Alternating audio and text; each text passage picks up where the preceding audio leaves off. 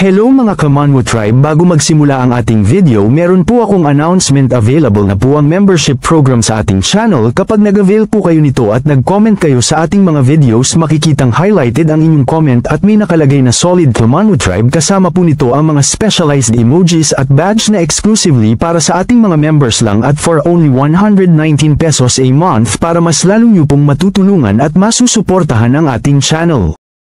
Like, comment, share and subscribe for more videos. Nagsimulang lumukso ang enerhiya mula sa Dragon Guard, bumabalot sa kanyang anyo na tila isang nagbabantang anino. Ang kanyang tinig ay kumalat sa hangin, puno ng sapilitang pag-akit habang matalim siyang nakatitig sa dalawa. Paano? Sasama ka ba sa akin? Isang mabigat na katahimikan ang bumalat sa paligid, habang ang kanyang mga mata ay nagpapakita ng isang nakamamatay na pangako. Kung hindi, balang araw, haharap ka sa isang labanan sa kuya mo. Ang bawat salita ay tumatagos sa kaluluwa ng Panda Cub, isang sinadyang pagbabanta na pinupuno ng takot ang hangin. Ayaw mo naman siguro niyan, di ba? Ngunit sa kabila ng maingat na pagbabanta at sobrang dami ng kanyang sinabi, ang mga ito ay tila naging walang saysay na pag-aaksaya ng laway, dahil ang Panda Cub, na may pusong matatag at di natitinag, ay agad na tumanggi. Kalimutan mo na. Tinatanggihan ko ang iyong alok. Isang matinding pagkabigla ang bumalat sa Dragon Guard, ang kanyang mga mata ay nanlaki sa di inaasahang katapangan ng Panda Cub. Ang tugon ng munting nilalang ay isang malalim na simponya ng katapatan, isang pader na hindi kayang tibagin ng kanyang simpleng mga salita o banta, na nagpatunay na ang kaluluwa ng Panda Cub ay higit pa sa kayang baliin. Matigas ang loob na sumagot ang Panda Cub, ang bawat salita ay may bigat ng kanyang matapat na puso. Hindi ko gustong ipagkanulo ang banal na puno, at ayaw kong labanan ang kapatid ko. Ang hangin ay naging mabigat sa kanyang susunod na mga salita, nagbabanta ng isang hinaharap na hindi niya nanaisin, ngunit kung kailangan talagang dumating ang araw na iyon. Ang kanyang tinig ay tumining sa ere, puno ng hindi matitinag na determinasyon at isang pagtanggap sa kanyang kapalaran. Poprotektahan ko ang kapatid ko gamit ang buhay ko. Ang pahayag na ito ay isang sumpa, isang patunay ng kanyang walang hanggang pagmamahal at kahandaang magsakripisyo, handang ialay ang lahat hanggang sa kanyang huling hininga. Ang pasensya ng Dragon Guard ay tuluyang naubos, ang mga ugat sa kanyang leeg ay umusbong sa labis na galit. Malinaw na sa kanya na walang makakapagpabago sa matigas na paninindigan ng Panda Cub, isang katotohanan na nagpasiklab sa kanyang nag-aalab na puot. Agad siyang nagpakawala ng isang marahas na bugso ng enerhiya, na parang isang bagyo, kumalat sa kanilang paligid at yumayanig sa lupa. Mula sa nagliliyab na enerhiya, isang malalim na espada ang nabuo, ang talam nito ay kumikinang sa nagbabantang liwanag habang kanyang ipinahayag, kung gayon, wala na akong masabi pa. Ang kanyang tinig ay umalingaw-ngaw, puno ng walang awa na pangako, gagamitin ko ang pinakamalakas kong galaw para tapusin ito lahat. Ang kanyang mga mata ay nagliliyab sa determinasyon, isang nakamamatay na pangako na bumalat sa ere, kahit ikamatay ko pa, walang awa kung aalisan ang iyong balat. Ang kanyang kalooban ay matatag, walang pag-aatubili, handang ibigay ang lahat ng kanyang makakaya, kahit pa ang kanyang sariling buhay, upang makamit ang kanyang hangarin. Ang Panda Cub at Nine-Tails Fox ay parehong nabigla sa biglaang pangyayari. Ang malakas na bugso ng enerhiya ay nagdulot ng matinding pag-ihip ng hangin, halos ay kabali ng kanilang balanse. Ang lakas ng aura na ito, bulong ng Panda Cub, habang ang Nine-Tails Fox, na may matalim na tingin sa Dragon Guard, ay nagbabala, mag-ingat. Sa isang galit na mga salita, ang Dragon Guard ay nagdeklara, ang kanyang tinig ay puno ng hindi matitinag na kumpiyansa, kahit iwasan mo ang galaw na ito, maaapektuhan ka pa rin ng shockwaves. Ang kanyang mga salita ay tumago sa hangin, isang matalim na babala ng kanyang walang awang kapangyarihan. Diretsahan mo man itong salubungin o umiwas ka, wala kang laban. Ang kanyang boses ay naging isang sigaw ng pagtagumpay, nagpapahiwatig na ang kanyang huling galaw ay magiging wakas ng kanilang buhay. Sa walang alinlangang bilis, agad siyang sumugod sa dalawa, ang kanyang anyo ay binalot ng isang kulay lila enerhiya habang ang kanyang kakayahan ay nagliliyab sa kanyang paligid. Ang hangin ay bumaliktad, nagdulot ng matinding hirap sa paghinga, at sa mukha ng Nine-Tails Fox, na tila nahihirapan sa lakas ng bugso ng hangin, ay sumambit, ito na ba ang huling kontra-atake ng isang Transcendent Second Order? Ang bawat bugso ng enerhiya ay nagpaparamdam sa kanila ng kapangyarihan ng kanyang huling pag-atake. Isang nakabibingi na sigaw ang lumabas sa lalamunan ng Dragon Guard, isang huling pagsabog ng kanyang natitirang lakas. Sumigaw ito ng Solitary Swan, Heaven Slicing Technique, isang galaw na handa ng magwakas ng lahat.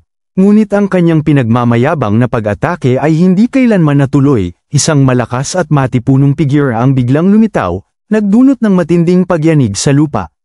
Ang Arctic Ice Bear, ang matapat na kasama ng Panda Cub, ay dumating sa eksena. Ang kanyang malaking paa ay walang awang bumagsak sa Dragon Guard ng buong lakas.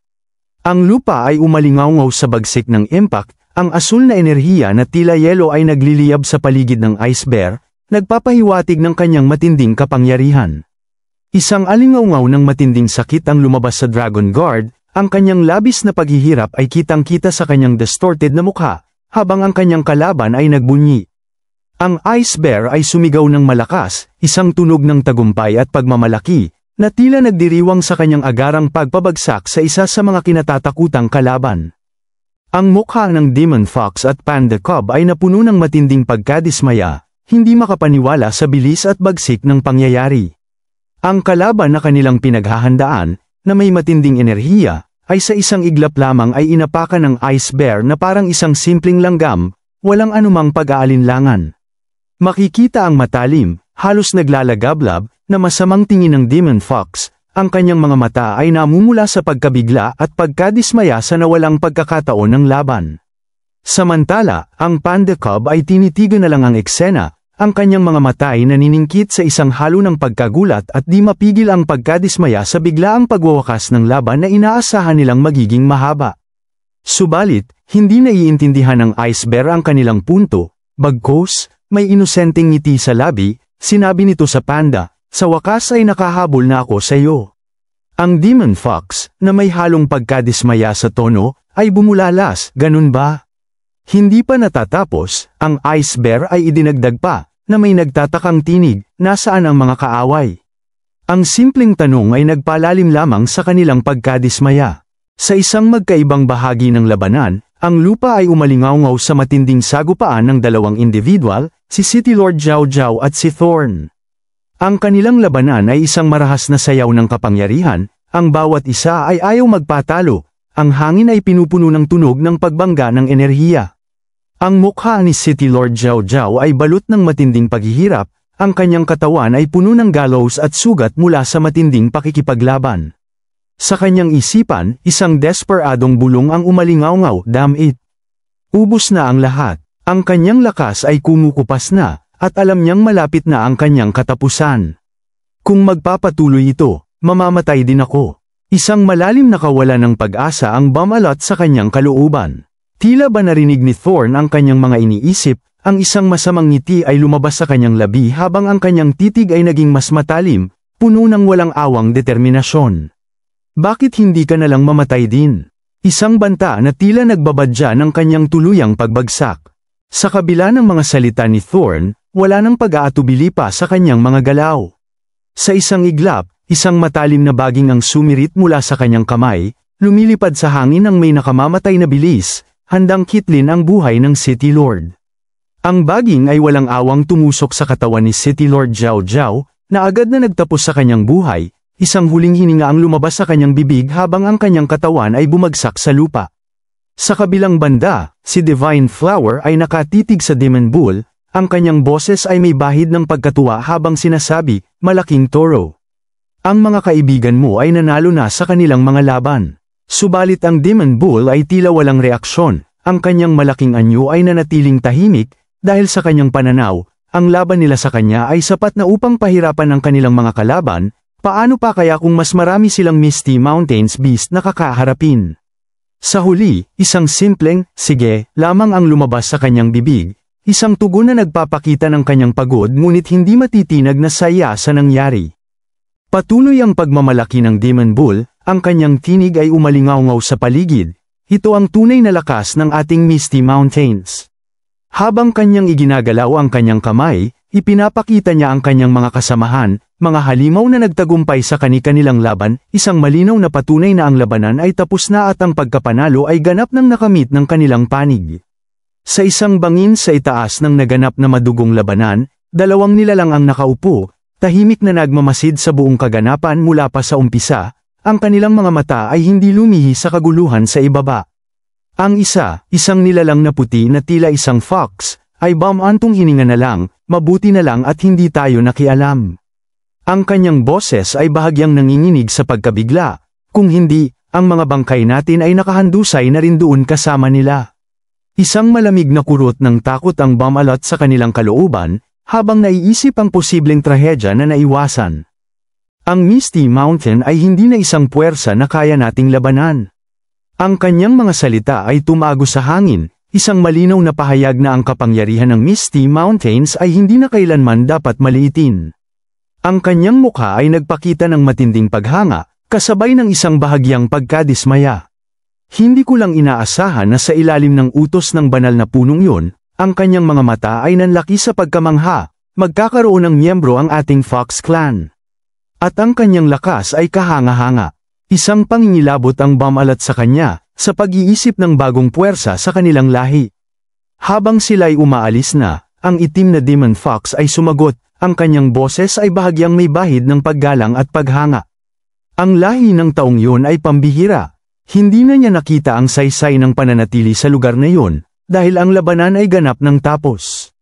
Kahit mula sa malayo, ramdam ko ang kanyang nakakapanlinlang na aura. Isang babala na tila nagmumula sa kanyang kaibuturan, na nagpapahiwatig ng mas malalim na misteryo sa likod ng kapangyarihang kanilang nasaksihan. Sa isang seryoso at buong determinasyon, ipinahayag ng White Fox, ang kanyang mga mata ay nagniningning sa pag-asam, balang araw, kailangan din nating maging ganoon kalakas. Ang kanyang mga salita ay hindi lamang pagnanais, kundi isang sumpa, isang pangako sa sarili na aabutin ang rurok ng kapangyarihan. Samantala, sa kabilang panig ng kabundukan, isang nakalulunos na tanawin ang bumulaga.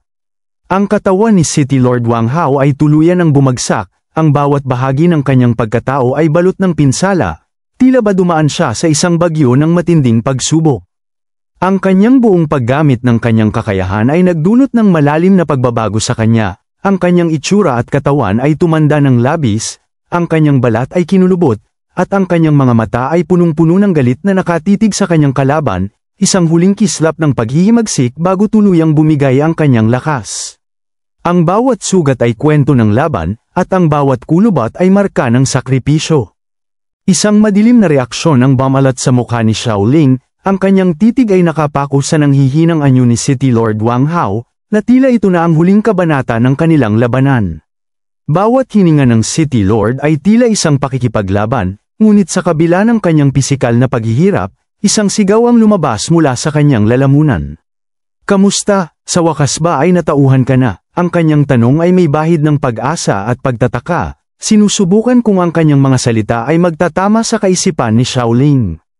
Ang kanyang boses ay hamina, ngunit ang bawat salita ay may bigat, hindi ito ang tulad mo, isang pag-aalinlangan sa pagbabagong naganap sa harap niya. Naisipin mong, ikaw ay kontrolado ng banal na bulaklak na yan. Malinaw na alam ng City Lord ang mas malalim na pangyayari, ang katotohanan na bumabalot sa kapangyarihan ng banal na bulaklak.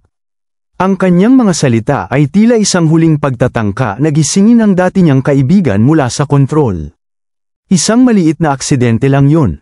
Ang sagot ni Shaoling ay lumabas, puno ng pagtanggi at isang tila nagkukunwaring pagwawalaang bahala sa kanyang mga sinabi, na nagpapahiwatig na may itinatago siyang mas malalim na sekreto. Hindi na napigilan ni City Lord Wang Hao ang kanyang galit, ang kanyang mukha ay naging pula, habang ang katotohanan ng kanyang pagtanda ay biglang lumino ito pala ang dahilan sa kanyang mabilis na paghina at pagbabago. Maliit na aksidente? Ang maliit mong aksidente muntik ng ikamatay ng lahat. Ang kanyang tinig ay tumining sa hangin, puno ng pagkadismaya at galit sa kapalaran na halos mangyari sa lahat ng naroroon. Ginamit ko ang 50 taon ng spiritual power, para lang iligtas ka. Ang bawat salita ay isang pahayag ng matinding sakripisyo, na tila nagpapatunay sa kanyang walang hanggang pagmamahal at dedikasyon. Paulit-ulit na sinabi ng City Lord ang tungkol sa kanyang pagpapasa ng sakit, alam mo ba kung gaano karami ang isinakripisyo ko? Ang kanyang tingin ay puno ng pagtataka at di paniwala. Ikaw, nagbibiro ka ba sa akin? Habang sa kanyang isipan, si Xiaoling ay tila nabingi na sa paulit-ulit na mga hinaing ng City Lord, ang tanging nasambit niya ay, ang ingay mo. Sa kanyang kalooban, may mas malalim na katanungan ang bumabagabag sa kanya, hindi ko alam kung nakatakas ba ang Bull Demon at ang iba pa. Hindi na nakinig si Xiaoling sa City Lord, agad itong tumalikod, ang kanyang mga paa ay humakbang palayo. Dapat kang magpahinga muna, ang kanyang mga salita ay tila walang emosyon habang papalayo siya. Titingnan ko kung may pag-asa pa para makuha ang Divine Flower. Ang kanyang pag-alis ay puno ng misteryo, habang ang kanyang layunin ay nananatiling hindi malinaw. Sa pag-alis ni Xiaoling, isang desperadong tawag ang lumabas mula sa labi ni City Lord Wang Hao.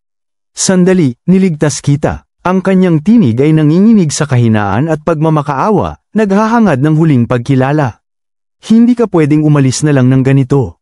Ang kanyang mga mata ay nanlaki sa pagkadismaya, hindi makapaniwala sa pagtalikod ni Xiaoling.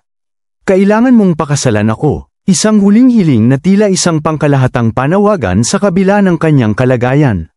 Sa kabila ng matinding paghihirap, nagpatuloy si Xiaoling, ang kanyang mga mata ay nagmasid sa buong paligid. Ang kanyang senses ay pinakiramdaman ang bawat pulso ng enerhiya sa lugar.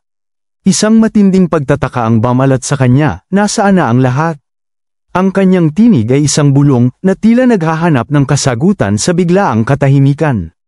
Ipinakita ang tanawin ng labanan kung saan nagtagpo ang puwersa ng mga Misty Mountains Beast, isang tanawin kahindik-hindik na bumabalot sa buong lugar.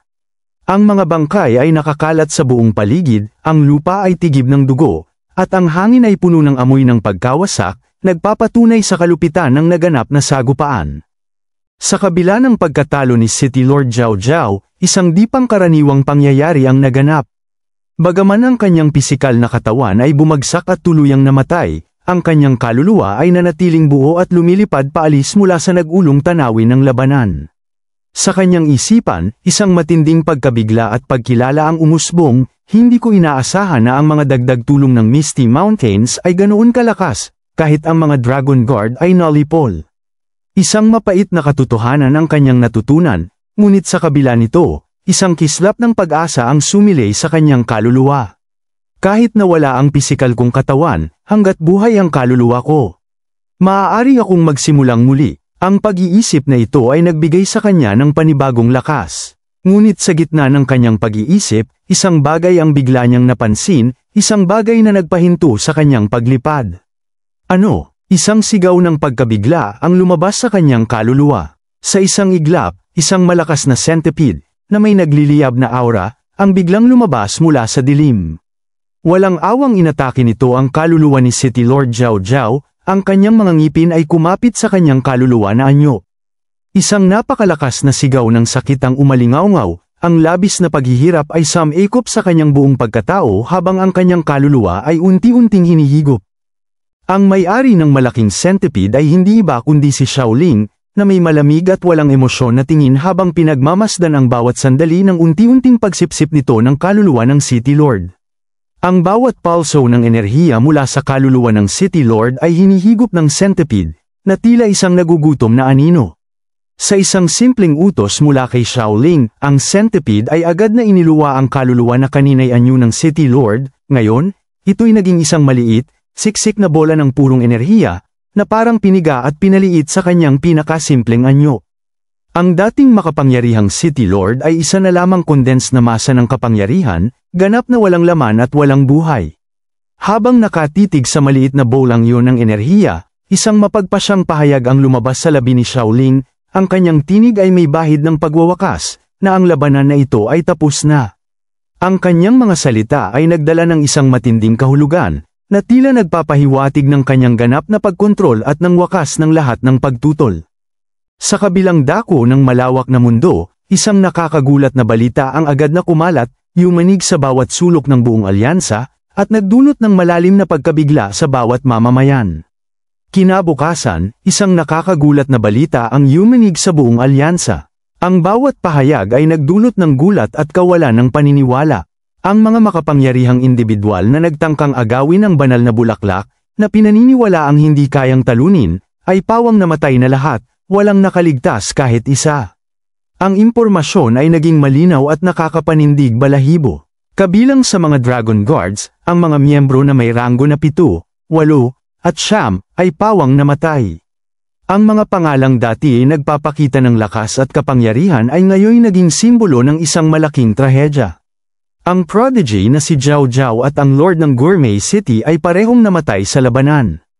Ang balita ay nagdulot ng matinding pagkabahala, nagpapahiwatig ng hindi inaasahang lakas ng mga puwersa sa Misty Mountains na dati binabaliwala lamang.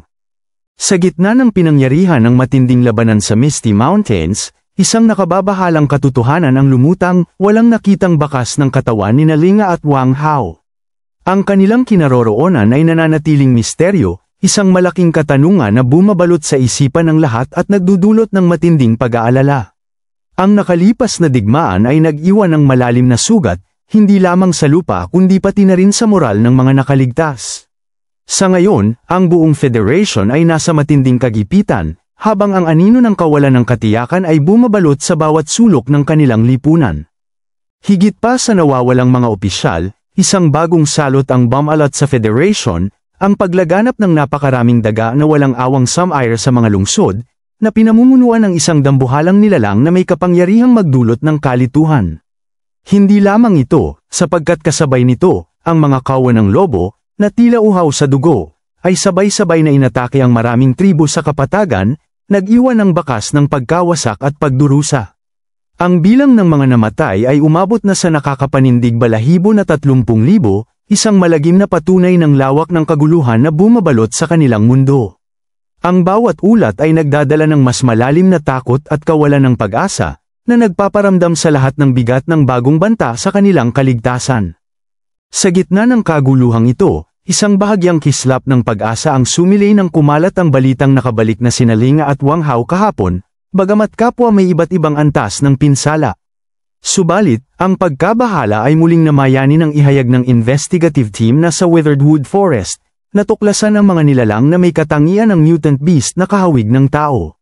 Isang opisyal, na may malalim na pagkabahala sa kanyang mukha, ay nagtanong, kung tama ang pagkakaalala ko, itinigil na ng Federation ang genetic experiment sa artificial life. Ang kanyang tinig ay may bahid ng matinding pagkabigla at galit, may nagpasimula na naman ng genetic experiments. Ang implikasyon ng pahayag na ito ay nagdulot ng malalim na pangamba, sapagkat ang pagbabalik ng ganitong uri ng eksperimento ay maaaring magdulot ng mas malaking panganib sa hinaharap. Ang imbestigasyon ay nagpatuloy, at ang resulta ay nagdulot ng mas matinding pagkabahala, natuklasan na ang lahat ng datos mula sa orihinal na base ng genetic forces ay ninakaw, isang malaking banta sa seguridad ng Federation. Dagdag pa rito, lahat ng informed experimental personnel ay nawawala, na nagpapalalim sa misteryo at pangamba kung anong masamang balak ang nasa likod ng mga pangyayaring ito.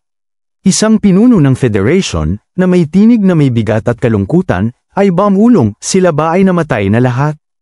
Ang kanyang mga mata ay nagpakita ng paghihirap, na tila nagdadalamhati sa posibleng nawalang buhay at kaalaman. Na monitor, ipinakita ang nakakapanindig balahibong footage ng isang dambuhalang halimaw na unti-unting winawasak ang isang lungsod sa Australia.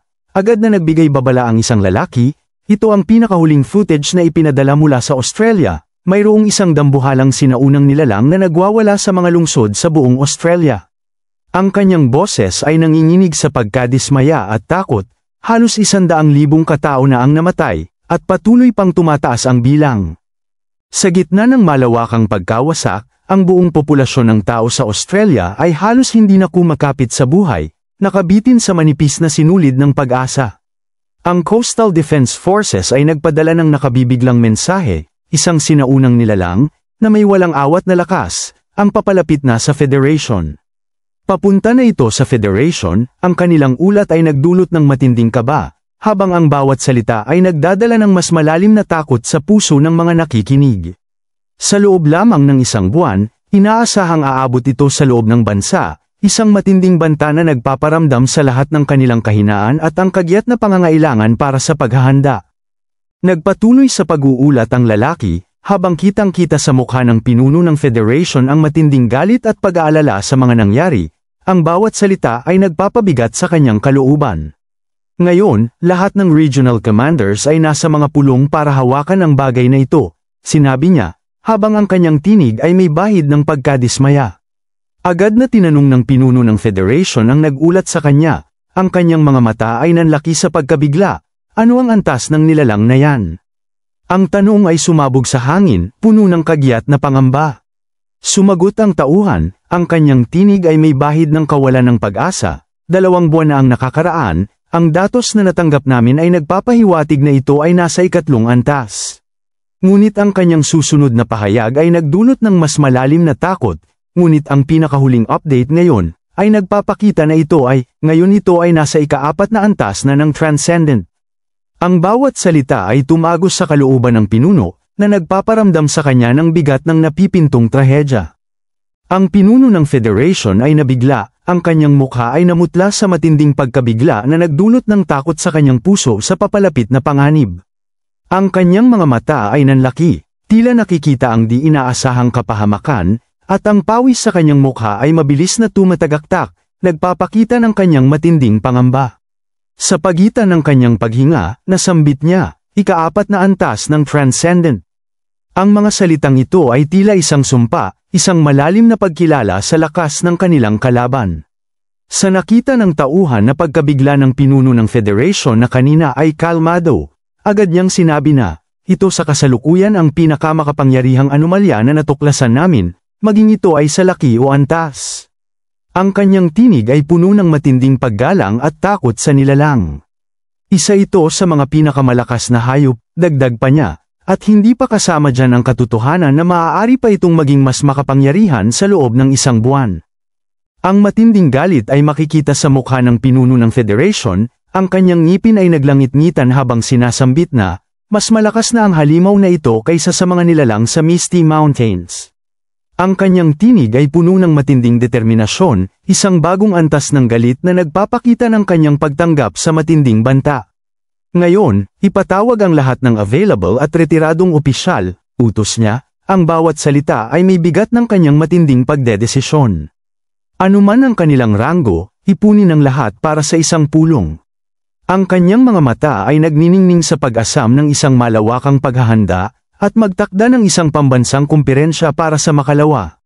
Isang agarang tugon ang ibinigay ng tauhan, tungkol sa pagkuha ng Divine Flower ng Misty Mountains, ngunit hindi na pinatapos ng pinuno ang mga pinagsasabi nito.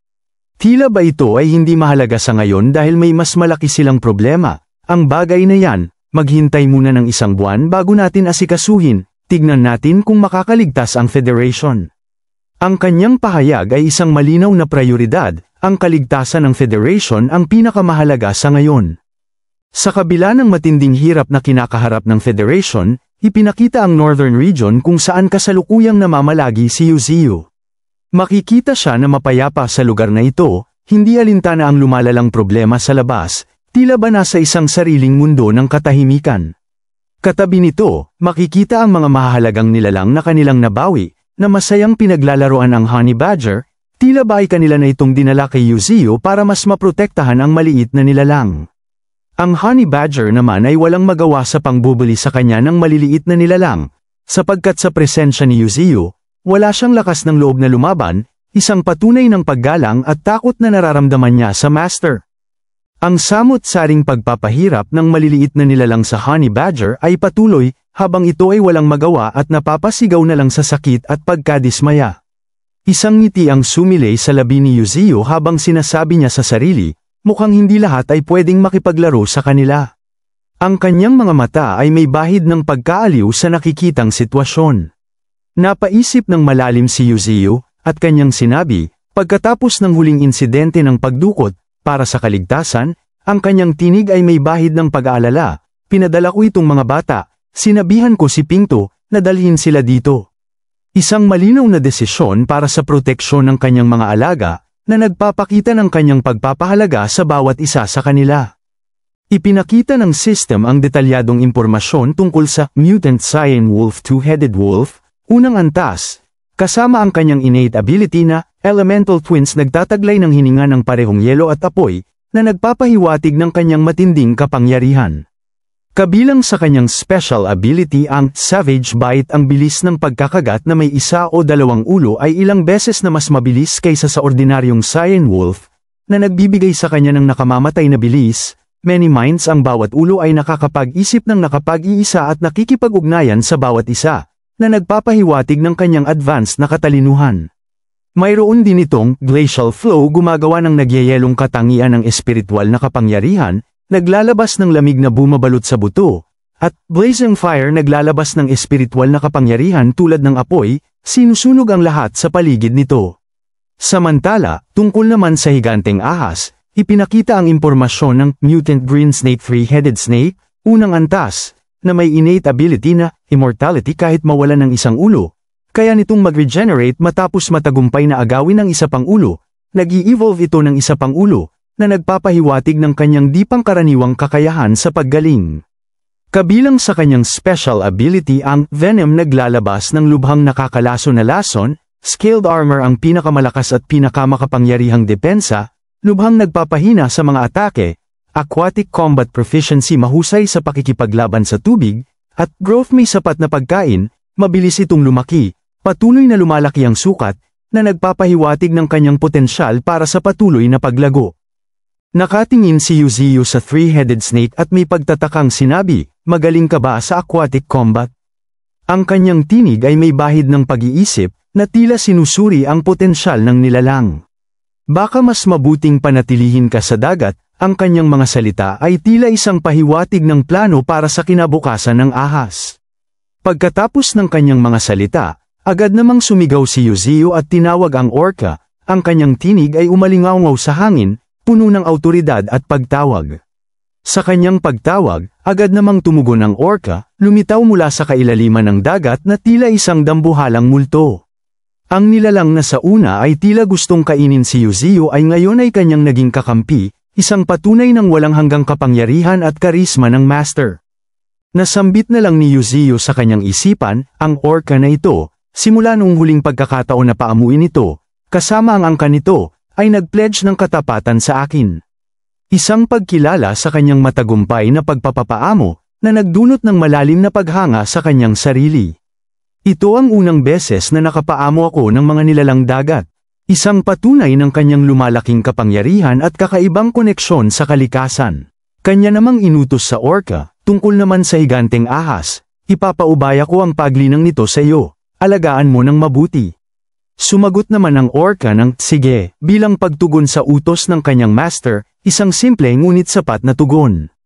Sa kabila nito, ang pag-aalala ni Yuziu ay makikita sa kanyang mukha, ang lubos na pagtitiwala sa mga bagong nilalang sa kanilang panig mula sa karagatan ay hindi pa niya lubos na pinagkakatiwalaan. Kanyang sinabi sa kanyang isipan, ang orca na ito ay mukhang mabangis sa ibabaw, ngunit ang boses nito ay napakatamis at mapanlinlang. Gusto ko talaga itong sampilan ng ilang beses. Sa pag-alis ng Three-Headed Snake kasama ang orca, sinabi ni Yuziu sa ahas, "Sundin mo ng mabuti ang orca, at kapag umabot ka na sa ikalawang antas, sasanduan kita." Isang pangako ng pagbabalik, ngunit ang Three-Headed Snake ay tila ayaw nitong umalis, at tanging "Master" lang ang nasambit, na nagpapakita ng kanyang pagkalungkot. Isinigaw ni Yuziu, na may matinding determinasyon, "Aasahan kong makita kang muli," isang pagtatapos sa kanilang usapan. Sa kabila nito, ang Two-Headed Wolf ay dinala ni Yuziu sa minahan ng Ice Spirit Stone para mas lalo pa itong lumakas. "Lobo, kainin mo ang mga batong espiritu," utos niya, ang bawat salita ay may bigat ng pag-asa. "Hanggang sa makontrol mo ang kapangyarihan ng yelo na walang kahirap-hirap." Isang hamon na nagpapahiwatig ng kanyang malalim na paniniwala sa potensyal ng Two-Headed Wolf. Habang ang Big Ear naman ay pinaubaya ni Yuziu sa pangangalaga ng Golden Monkey. "Iiwan ko sa iyo ang batang ito," sabi niya sa Golden Monkey, na agad namang sumagot ng "Okay" bilang pagsang-ayon, isang tanda ng pagtitiwala. Samantala, makikita ang Honey Badger na nanlulumo sa pagpapahirap sa kanya ng tatlong bata na iyon, ang kanyang katawan ay tila bumigay sa bigat ng sitwasyon. Sinabi naman ni Yuziu sa Honey Badger na ito habang nakatingin ng malalim, "Personal kitang sasaniin." Ang kanyang tinig ay may bahid ng pagbabanta at determinasyon, ang lakas ni na unggoy at baboy ay nalampasan na ang sayo. "Tamad na bata." Ang kanyang mga salita ay tila isang suntok sa kanyang pagkalalaki, isang panggigising para sa kanyang pagiging tamad. Agad nang sinimulan ni Yuzio ang pagsasanay sa Honey Badger, walang awa niyang inatake ito ng napakabilis gamit ang kanyang mga baging, ang bawat galaw ay may matinding bilis at lakas. Hindi pa sapat ang bilis ng iyong progreso. Sigaw niya, ang kanyang tinig ay umalingaw sa hangin, puno ng pagkadismaya at paghihigpit. Kung magpapatuloy ka ng ganito, papatayin kita. Ang kanyang mga salita ay tila isang sumpa, isang matinding babala na hindi dapat balewalain. Habang sumigaw si Yuzio ng malakas, mapunta ka na sa impyerno, makikita naman ang isang jaguar at mantis na nanunood sa pagpapahirap ng kanilang master sa Honey Badger. Nasabi na lang ng mantis sa kanyang sarili, ang ating master ay labis na nakakatakot. Isang bulong na nagpapakita ng kanyang paghanga at takot sa kapangyarihan ni Yuzio. Lumipas ang tanghali, gabi, at hanggang umaga, paulit-ulit ang kanilang pagsasanay na nagpatuloy, walang oras na sinayang sa bawat oras na lumilipas. Maririnig ang nakakapanindig balahibong sigaw ng Honey Badger sa sakit at tindi ng kanilang pagsasanay na ginagawa, isang patunay ng labis na pagpapahirap na kanyang dinaranas. Makalipas ang 5 araw ng walang humpay na paghihirap, sa tindi at hirap ng pagsasanay, ang katawan ng Honey Badger ay lumaki ng labis, para bang nagturok ng steroid, isang nakamamanghang pagbabago na nagpapakita ng resulta ng matinding disiplina at tiyaga. Ang bawat kalamnan nito ay umusbong, handang harapin ang anumang hamon na darating. Pagkatapos ng matinding 5 araw na pagsasanay, kitang-kita ang resulta sa Honey Badger. Agad namang sinabi ni Yuzio, habang kumikinang ang kanyang mga mata sa kasiyahan, ang 5 araw na ito, nakakapagod, ngunit sa kabutihang palad, hindi nasayang ang impyernong pagsasanay.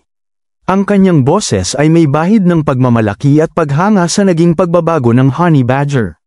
Dagdag pa niya, na may tono ng paghanga at pagkilala sa bagong lakas ng alaga, ngayon, sino man na mas mababa sa unang antas ay hindi ka nakakayanin. Tila ba sa mga salitang yon, ganap nang nagbago ang Honey Badger mula sa pagiging tamad na nilalang patungo sa isang ganap na mandirigma. Ang kanilang pag-uusap ay biglang naputol ng may marinig na sigaw mula sa isang falcon, na tila ba may dala itong mahalagang balita mula sa malayo.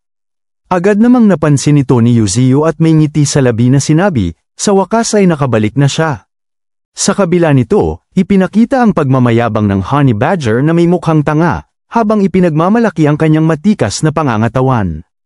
Ang kanyang isipan ay puno ng yabang, feeling malakas, mapagmataas, ipapakita ko sa lahat ang resulta ng aking espesyal na pagsasanay.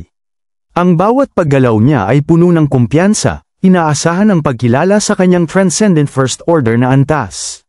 Ngunit sa pagdating ng mga veteranong nilalang mula sa labanan, ang kanyang pagmamayabang ay biglang naglaho.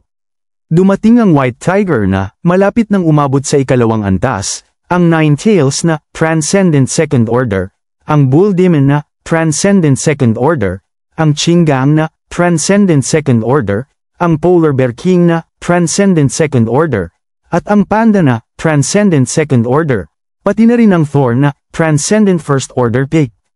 Sa harap ng mga makapangyarihang ito, ang dating mayabang na Honey Badger ay tila naging isang maliit na tuta sa takot. Ang kanyang mukha ay nadismaya sa kanyang sarili, na para bang hindi makagalaw, naging isang bato sa presensya ng mga ito, lubusang nawala ang kanyang dating kayabangan. Na lang si Yuzio, habang ang Honey Badger ay nanginginig na umalis sa harapan nila.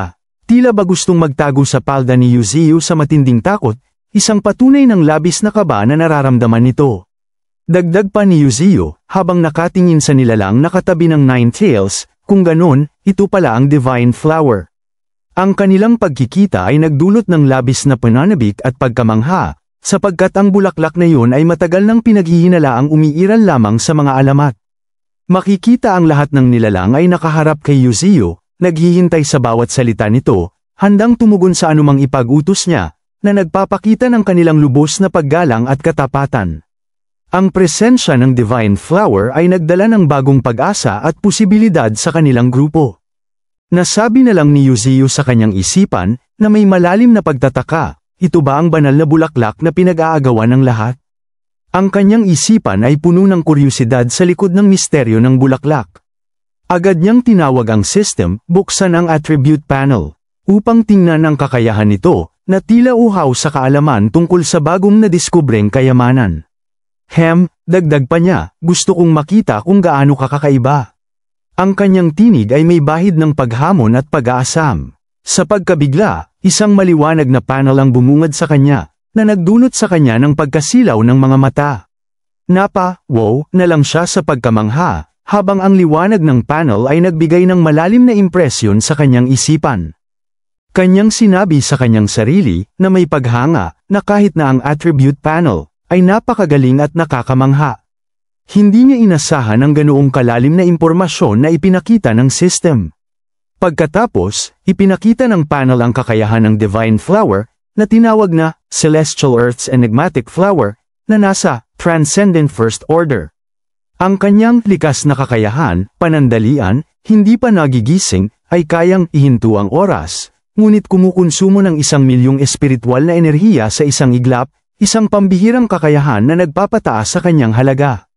Kabilang sa kanyang espesyal na kakayahan, ang pang-akit naglalabas ng kahangahangang bango na madaling makontrol ang mga nabubuhay na nilalang sa loob ng libu-libong kilometro, isang malakas na kakayahan para sa kontrol.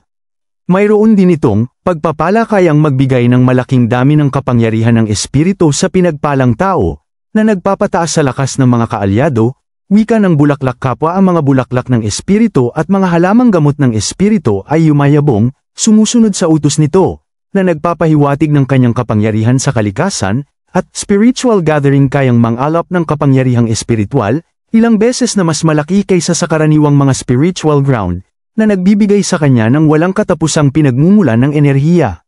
Nanlaki na lang ang mga mata ni Yuzio sa pagkamangha at nasambit pagtigil ng oras. Ang mga kakayahan ng bulaklak na ito ay talagang nauugnay sa oras, bulong ni Yuzio sa kanyang sarili, habang lalong lumalalim ang kanyang pagtataka at paghanga. Ang walang tigil na pagtatanong ni Yuzio sa Divine Flower ay nagpang-inig dito sa takot, na tila ba natatakot sa matinding interes ng Master. Kaya, ikaw, kayang kontrolin ang oras, patuloy ni Yuzio, ang kanyang tinig ay may bahid ng pagkabighani, inggit na inggit ako. Sumagot ang Divine Flower sa panginginig na tono, ito, ako, tila ba nahihiya itong magsalita. Sa kabila nito, ang Divine Flower ay agad na nagtago sa likuran ng Demon Bull sa takot kay Yuzio, isang nakakaaliw na eksena ng pagkamahiyain. Habang sinabi naman ni Yuzio, huwag kang kabahan, walang sino man ay may masamang intensyon sa iyo rito, isang pagtitiyak na nagpaluwag sa tensyon.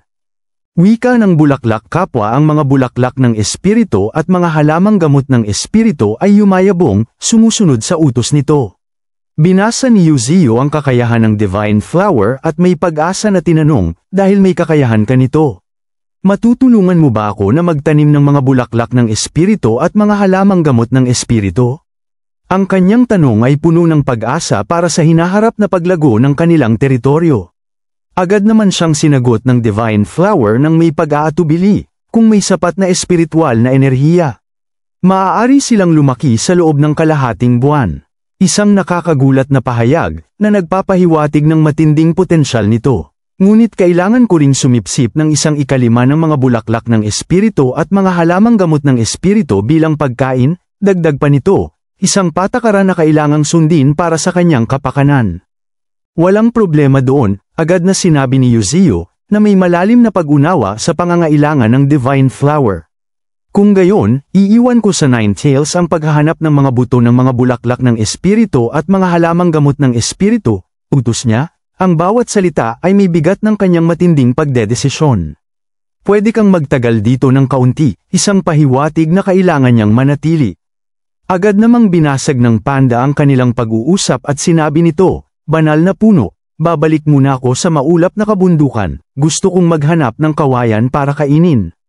Agad naman niya itong sinang-ayunan, sige, salamat sa iyong pagsisikap. Katabi nito, ang Divine Flower na nabighani sa Panda Cub ay sinabing, teka lang, sandali lang.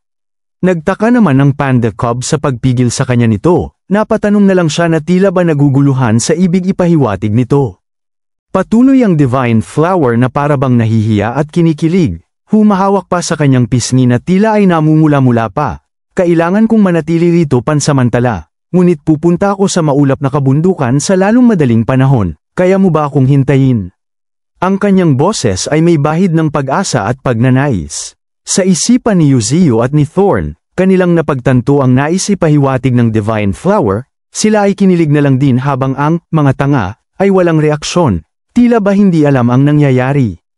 Kabilang sa grupo ng mga tanga ay ang White Tiger at Honey Badger na tila babingi sa mga salita ng pag-ibig. Dito ay agad ng pinagtapat ng Divine Flower ang kanyang nararamdaman, walang patumpik-tumpik pang sinabi nito, sa tingin ko, gwapo ka talaga, may gusto ako sa'yo. Sinabi naman ng Panda Cub na isa ring kalahating tanga, habang wala itong pake sa pinagsasabi ng Divine Flower, anong kinalaman niyan sa akin? Ang kanyang tinig ay may bahid ng pagkadismaya at pagkalito, na tila ba hindi niya naiintindihan ang bigat ng mga salita. Agad naman itong tumalikod para pumunta na sa Misty Mountains at sinabing, huwag mo akong abalahin. Nadismaya naman ang lahat sa nakarinig nito, na akala mo ay feeling pogi ang Panda Cub, na nagdulot ng isang nakakaaliw na tanawin. Agad naman itong inaliw ng mga nasa paligid niya. Si Yuzio ay na lang, habang sinabi ng Divine Flower na may labis na kalungkutan, binasted ako. Kasabay nito ang pagkadismaya ng iba, na tila ba kalahati rin tanga rin ang Divine Flower na ito. Nasabi na lang ni Yuzio, na may malalim na pag-unawa sa sitwasyon, ang pag-ibig, laging may kasamang pait. Isang pahayag na puno ng karunungan, na tila ba naranasan na niya ang ganitong klaseng sakit. Sa kabila ng kanilang kalokohan, ang tao ay naghanda na sa kanilang problema na kakaharapin. Makikita ang napakaraming jet fighter at mga barkong pandigma na naghahanda sa napakalaking labanan, isang tanawin ng paghahanda at paglaban.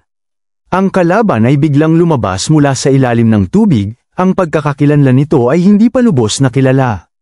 Ang anyo nito ay napakalaki, na para bang ang mga tao ay tila mga langgam sa harap nito, isang nakakapanindig balahibong paningin. Ang nilalang ay nakita na, sigaw ng tauhan ng barko, ang kanyang tinig ay puno ng kagyat na babala. Agad na maghanda sa labanan. Ang bawat salita ay nagdulot ng tensyon at paghahanda sa buong fleet. Agad itong sumigaw ng fire. Ang lahat ng pandigma sa katubigan at himpapawid ay agad nagpaulan ng sunod-sunod na atake, isang malawakang pagbomba na naglalayo na sirain ang nilalang. Ang lahat ng ito ay tumama sa nilalang, sa laki nito, ang bawat pagsabog ay umalingaw-ngaw sa paligid, nagdulot ng malalim na ingay na tila bayayanig sa buong mundo. Ang mga pagsabog ay nagbigay ng isang malalim na epekto sa paligid, na nagpapakita ng lakas ng kanilang mga sandata. Sa kabila ng napakaraming pag-atake, tila ba ay walang pinsala ang naidulot sa halimaw, nagulantang ang lahat sa tibay ng nilalang. Agad itong sumigaw ng napakalakas at galit na nagdulot ng matinding kaba sa lahat ng nakikinig. Upang punan ang kanyang galit, agad itong nag-ipon ng enerhiya sa kanyang bibig, naghahanda sa isang malakas na pag-atake na tila bawawasakin ang lahat sa kanyang daraanan. Muling nagpaulan ang mga sundalo ng ikalawang batch ng mga missile, ngunit sa pagkakataong ito ay hindi na ito nakalapit sa halimaw, ang atake nito ay nagdulot ng napakalakas na shockwave na nagpasabog dito bago pa man tumama sa target. Ang insidente ay nagpatunay sa matinding lakas ng nilalang, na tila ba walang sino man ang makakapigil sa kanya. Agad namang hinanda ng mga sundalo ang isa sa pinakamalakas nilang sandata para pakawalan. Handa na ang intercontinental ballistic missiles, sabi ng isang opisyal, ang kanyang tinig ay may bahid ng pag-asa. Ilunsad, ang bawat salita ay may bigat ng kanilang huling pag-asa. Agad naman itong nagtungo sa halimaw sa mabilis na paggalaw, isang kagyat na pag-atake na naglalayo na tapusin ang laban. Sa pagtama nito, agad itong sumabog, bumalat sa buong katawan ng halimaw na tila ba kinain ito ng naglalagablab na apoy sa harap nito. Kahit ang naglunsad ng pag-atake ay naabot sa lakas nito, na nagpapahiwatig ng matinding lakas ng pagsabog, isang malalim na ingay at init ang kumalat sa paligid. Makikita ang pinsala ng mga tao sa kabila ng kanilang pag-atake, ang bawat barko ay may bakas ng matinding labanan. Sinabi ng isang lalaki habang nakatingin sa halimaw na nababalutan pa rin ng apoy, ito ay gumana ba? Ang kanyang tinig ay may bahid ng pag-aalinlangan, sapagkat ang laban ay hindi pa tapos. Sa paghupa ng usok, bumungad ang napakalaking halimaw na tila ba ay kahit isang pinsala ay walang naidulot ang ballistic missile, isang nakakabiglang tanawin na nagdulot ng matinding pagkabigla. Ang kanilang takot ay gumapang sa kanilang buong katawan, nasambit na lang ng isa habang nanginginig pa. Ang mga intercontinental ballistic missile ay ganap na walang bisa. Ang kanilang tinig ay puno ng kawalan ng pag-asa, habang ang kanilang mga sandata ay napatunayan na walang silbi laban sa nilalang. Agad na inatake ng halimaw ang kanilang napakalaking barko, sinira ito sa isang simpleng galaw, na tila ba ay walang kahirap-hirap itong winasak. Ang kanyang matinding lakas ay nagdulot ng malawakang pagkawasak sa fleet. Sa kabilang banda, ang mga tao ng Federation ay nanunood sa mga kaganapan, ang kanilang katahimikan ay nakakabingi sa kanilang mga nasasaksihan, isang malalim na pagkabigla at kawalan ng pag-asa ang bumabalot sa kanila. Sinabi naman ng pinuno ng Federation, na may nanlulumong tingin at puno ng galit, walang silbi ang mga sandata ng tao laban sa isang transcendent Fourth Order anomaly. Ang kanyang tinig ay may bahid ng pagkadismaya at pagtanggap sa kanilang pagkatalo, ito ang aming pinakamalakas na sandata sa kasalukuyan. Sa kabila ng pagkatalo ng Federation, isang malagim na katotohanan ang lumitaw, countdown sa malawakang digmaan sa pagitan ng mga sinaunang nilalang at Niu Ziyu. 40 araw na lang ang natitira. Ang mga salitang ito ay tila isang sumpa, na nagbabala sa papalapit na matinding labanan. Nasabi na lang ni Yuzio sa kanyang isipan, ang kakayahan ng Divine Flower ay tunay na pambihira, direktang sinisipsip ang espiritual na kapangyarihan sa kanyang katawan. Ang kanyang tinig ay puno ng paghanga at pagkamangha sa kapangyarihan ng bulaklak, naiinggit ako sa kakayahang yan. Agad namang lumabas ang system para sabihan si Yuzio ng hindi tukoy na kapangyarihan ang nakita. Gusto mo bang gumastos ng 100,000 evolution points para i-unlock ito? Agad niya naman itong inutusan na i-activate ang hindi kilalang kakayahan na ito, isang desisyon na magpapalaki sa kanyang kapangyarihan at paghahanda para sa nalalapit na digmaan. Like, comment, share and subscribe for more videos.